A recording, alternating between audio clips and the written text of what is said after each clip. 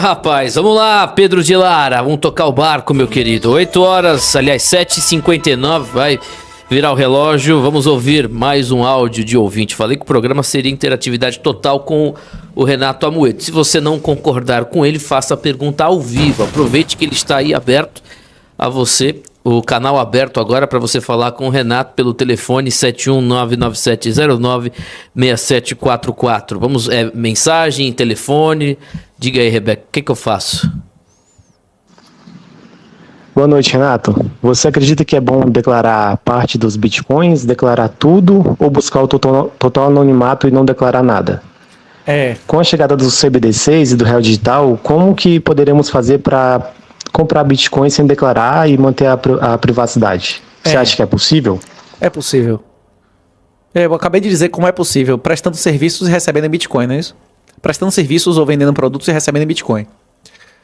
Logo, quando acabar a moeda lodial, quando não existir mais dinheiro físico, como é que vai acabar o tráfico de drogas? Vai acabar o jogo do bicho? Vai acabar o caixa 2? Vai acabar a compra de votos? É isso? Como é que vai ser o pagamento das economias negras e cinzas, que são maiores, inclusive, que a economia formal?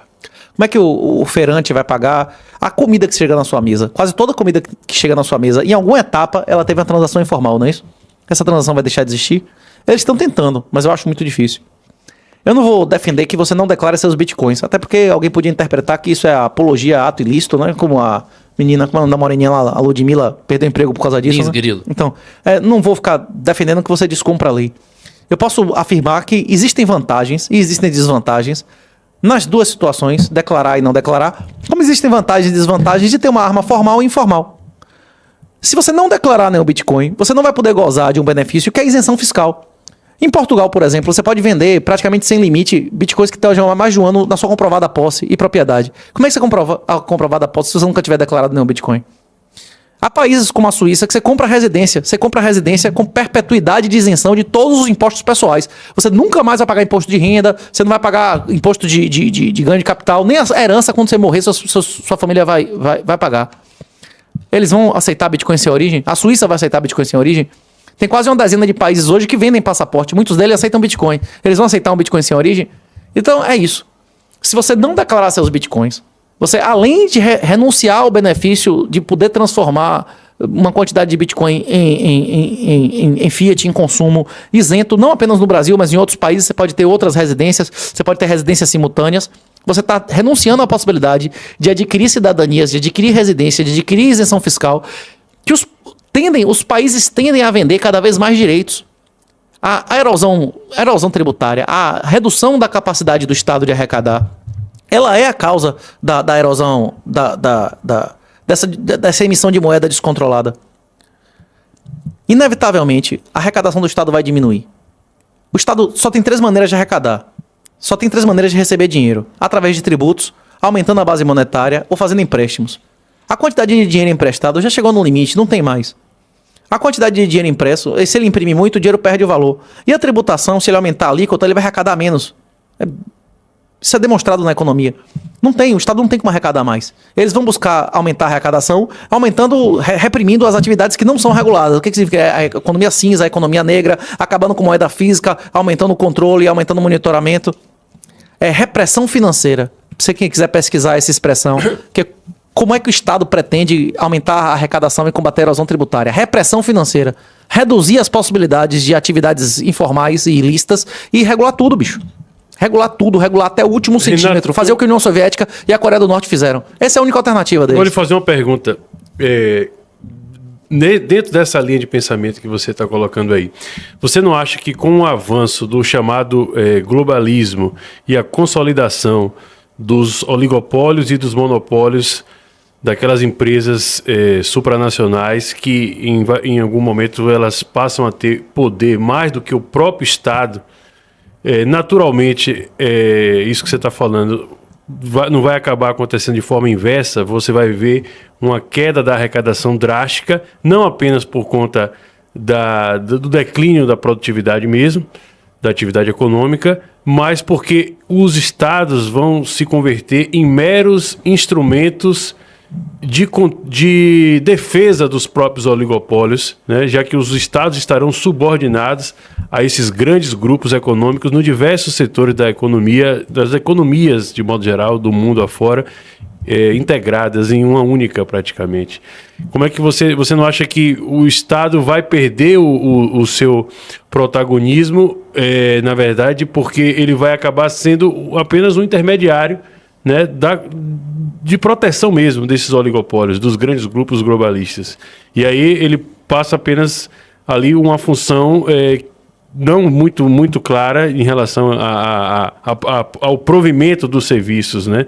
Porque, na verdade, esses serviços vão ser ofertados de forma direta por esses grupos que não terão concorrentes, né, através da privatização. Porque as pessoas não entendem nem que o esquerdista, por exemplo, ele na verdade, se diz contra a privatização, mas, na verdade, ele é a favor, desde que esta privatização deixe de ser um monopólio estatal para ser um monopólio ou um oligopólio de um grande grupo globalista.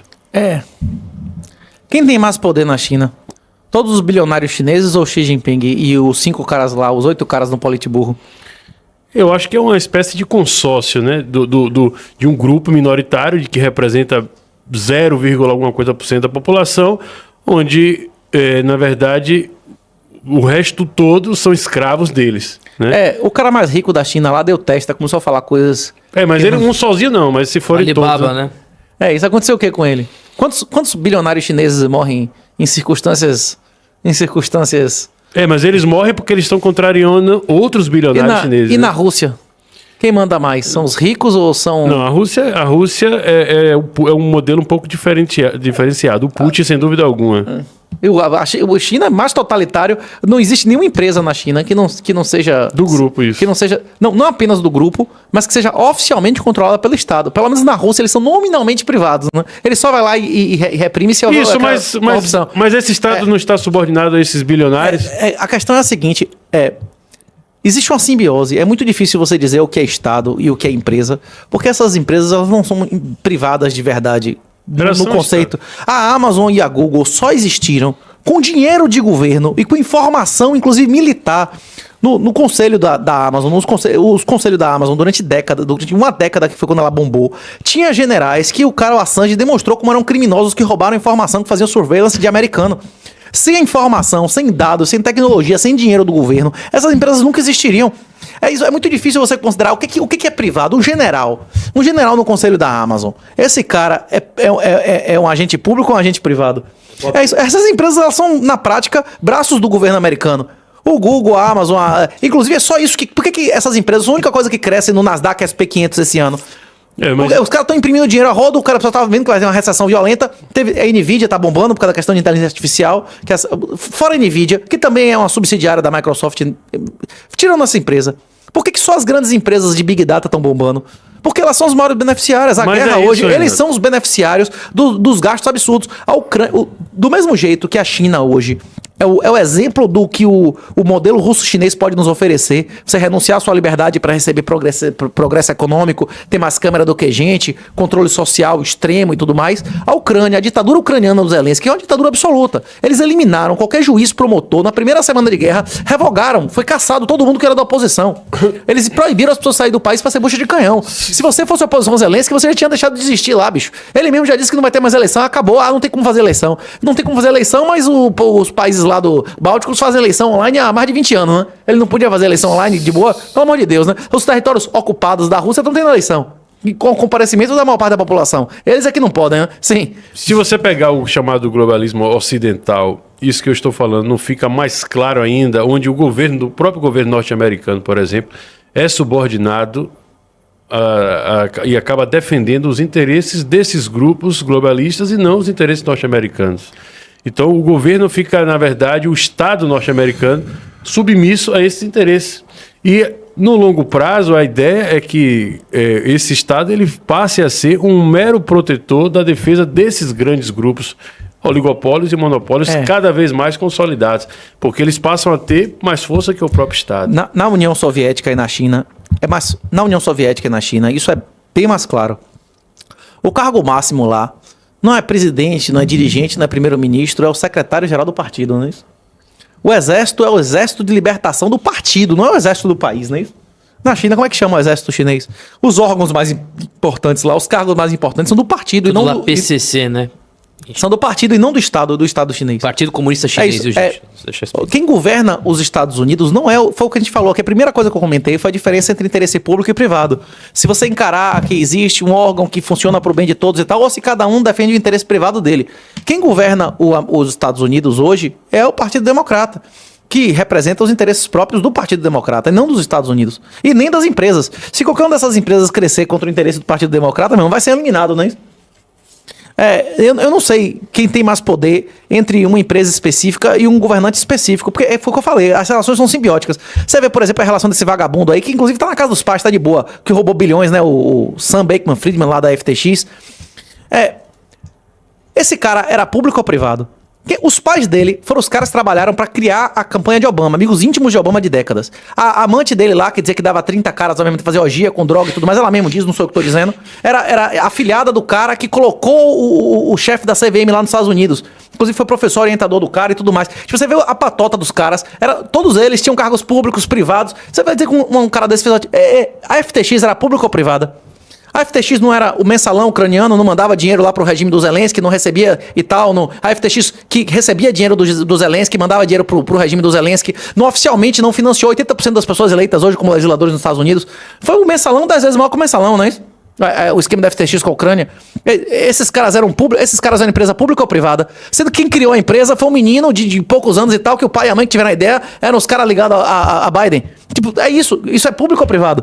Pra mim é muito difícil, são uma relação simbiótica, né? O WeChat, a Alipay, eles são empresas realmente privadas? Eles são empresas privadas. Mas é por isso que é uma diferenciação, Renato. O bloco do que acontece na Rússia, na China principalmente, é diferente do caso dos Estados Unidos. Ao contrário, na verdade, essa relação de subordinação do governo em relação aos globalistas, né, as grandes empresas, os grandes grupos econômicos, é mais clara. No caso lá, há, na verdade, uma espécie de... Não é nem simbiose. As empresas, na verdade, são braços do partido. As empresas chinesas são braços do Partido Comunista Chinês. Né? E no caso da Rússia, basicamente, os bilionários russos são aqueles que herdaram o espólio, né, da planificação da economia da União Soviética. Então, eu acho que... pelo que você está falando aí, ficaria mais interessante até para o pessoal entender como é que vai funcionar no futuro se pegar a situação envolvendo o governo norte-americano, não? O cara que vendeu o Twitter.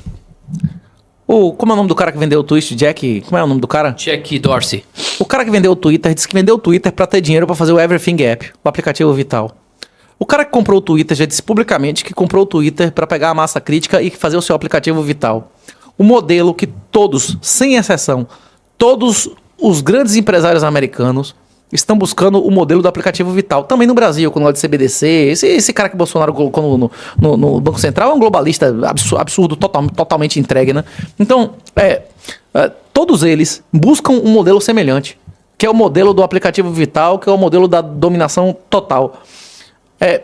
Esse exemplo que eu estou dando é só uma demonstração de como o ditador aqui do globalista, ele só não faz o que o chinês está fazendo porque ele ainda não conseguiu, mas o objetivo dele é esse, deixa bem claro, não é isso? Tipo, tanto Elon Musk quanto outro cara disseram que o objetivo deles é ter o AliChat, ter o Alipay, é ter um aplicativo que o cara utilize todos os serviços naquele aplicativo. É exatamente por isso que você entra no aplicativo do seu banco, ele quer vender seguro, ele quer vender telefone. Lugar só. Ele quer que você faça consumo de outros sites através dele com cashback. Por que ele faz isso? Porque ele quer todas as informações suas, para que você não precise de nenhum outro aplicativo. É isso. Centralizar suas informações para dominar toda a sua informação, né?